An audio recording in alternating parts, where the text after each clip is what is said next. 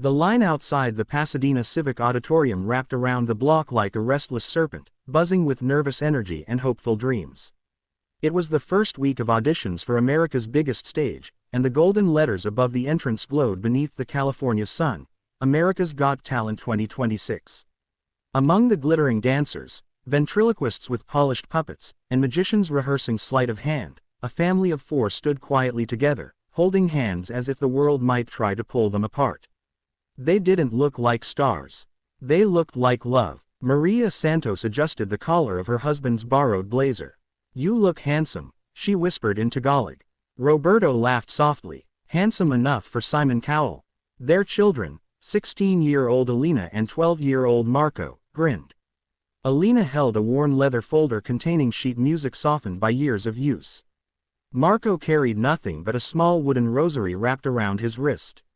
They had flown from Manila 2 days earlier, thanks to a community fundraiser and the generosity of neighbors who believed in their voices more than they believed in their own electricity staying on during monsoon season. In Manila, they sang at weddings, at baptisms, outside jeepney terminals during Christmas, sometimes in malls if security didn't ask them to leave. Music was never a strategy. It was survival. Inside the auditorium, bright lights flooded the stage like a promise too big to touch. The massive AGT logo shimmered behind the judges' table. The crowd murmured in anticipation as the next act was announced. "Please welcome the Santos family, all the way from the Philippines." They walked out together. Maria first, steady and graceful. Roberto beside her, nervous but proud. Alina and Marco between them, hands brushing as if sharing courage. The applause was polite at first, curious but cautious. At the judges' table, Simon Cowell leaned back in his chair, expression neutral. Beside him sat Sofia Vergara, Howie Mandel, and the newest judge of the season, global pop icon Ariana Reyes. Simon adjusted his glasses. "Hello," he said. "Tell us your names." Maria stepped forward. "We are the Santos family, sir." "And what do you do?" "We sing together," Roberto answered. Simon smiled faintly. "Yes, I gathered that." The audience chuckled. "How long have you been singing as a family?"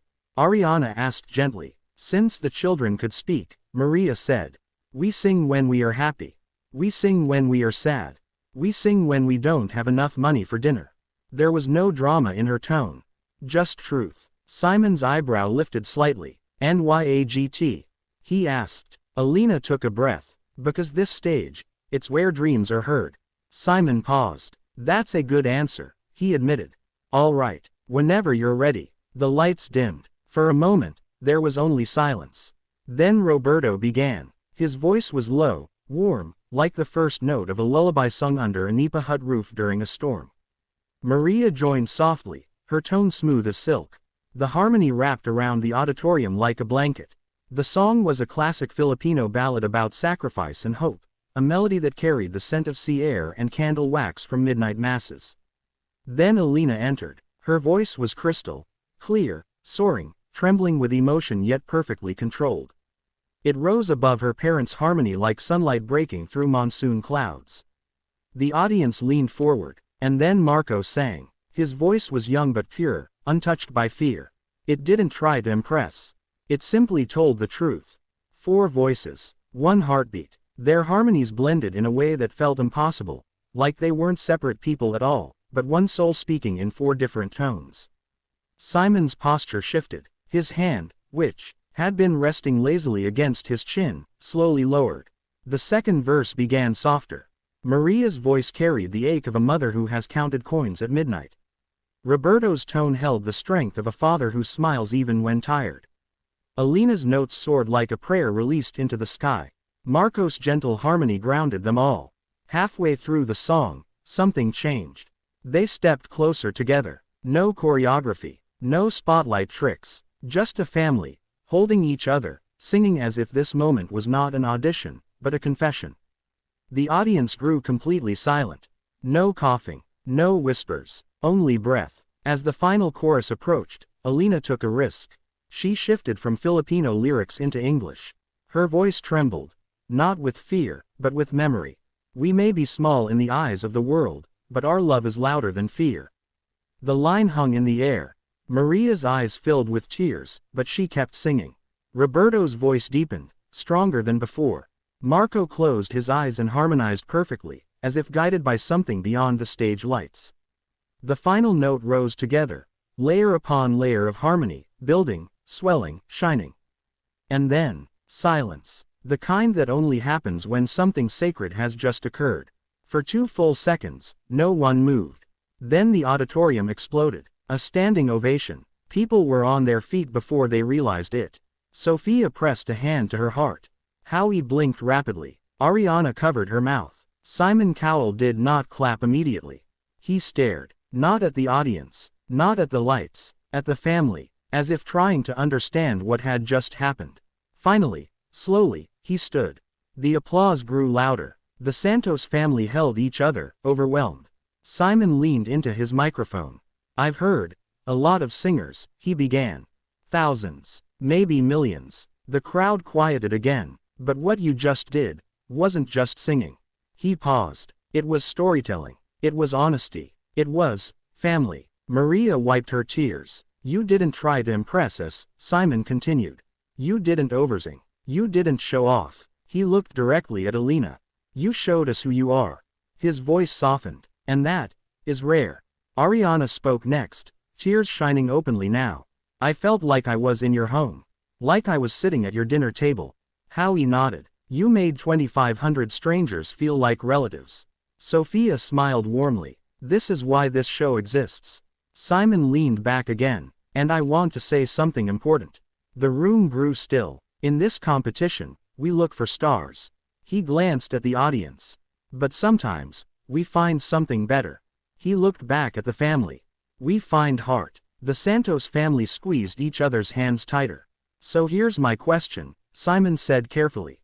Do you believe you can win this? Roberto hesitated. Maria answered. We believe we can share. Simon smiled. That's a very good answer. He looked down at the panel. 1, 2, 3. 4 green lights lit up. Yes, yes, yes, yes. The cheers were deafening. But Simon wasn't finished. He stood again. And there's something else. The crowd gasped. His hand hovered over the golden buzzer. Maria's breath caught. Simon looked at the family one more time. You reminded me tonight why music matters. He pressed it. Gold rained from the ceiling. Alina screamed. Marco laughed in disbelief. Maria covered her face. Roberto fell to his knees. The confetti sparkled like stars falling from heaven. The audience roared. And Simon Cowell, known for his sharp critiques and impossible standards, clapped harder than anyone. Backstage, chaos and joy collided.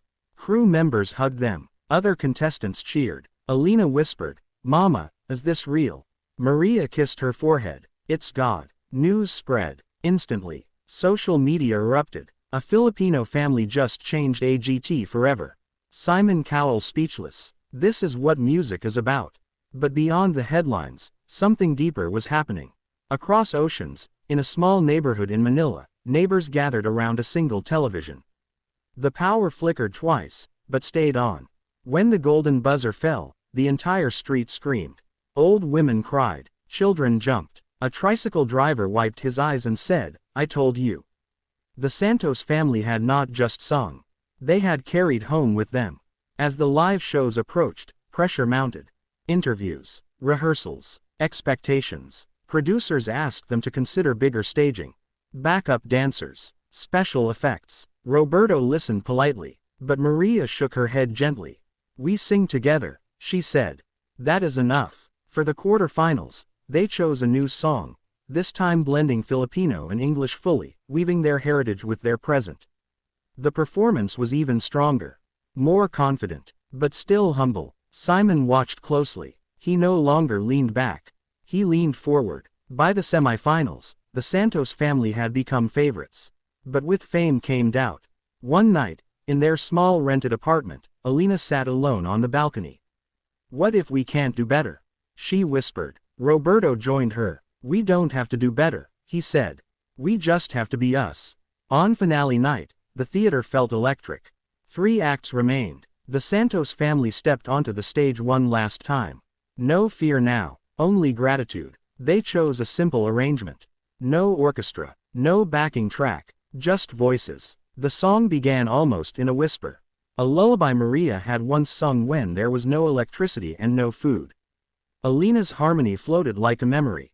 Marco's voice carried innocence untouched by fame.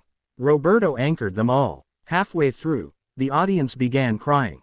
Not loudly, softly, as if remembering something they had forgotten. When the final note faded, the silence returned. Not empty, full. Simon stood first, then everyone else. The voting lines opened. Minutes stretched like hours. Finally, the host stepped forward.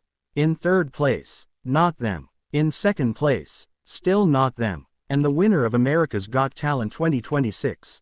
The pause felt eternal. The Santos family. The explosion of sound was indescribable. Maria collapsed into Roberto's arms.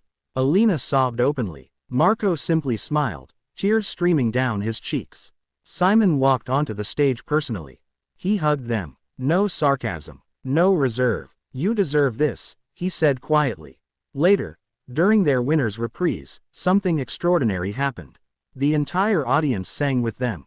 Not perfectly, not harmonized, but together. A sea of voices. One family had reminded the world that greatness doesn't always roar. Sometimes, it harmonizes. Months later, back in Manila, the Santos family stood in front of their small home. It looked the same, but everything felt different. Children gathered outside. Sing. They begged. Maria laughed. Roberto nodded. And under a sky glowing with tropical sunset, they sang again. No judges. No cameras. Just neighbors. Just love. And somewhere far away, Simon Cowell watched a clip of that street performance on his phone. He smiled to himself. Even now, he was still in awe.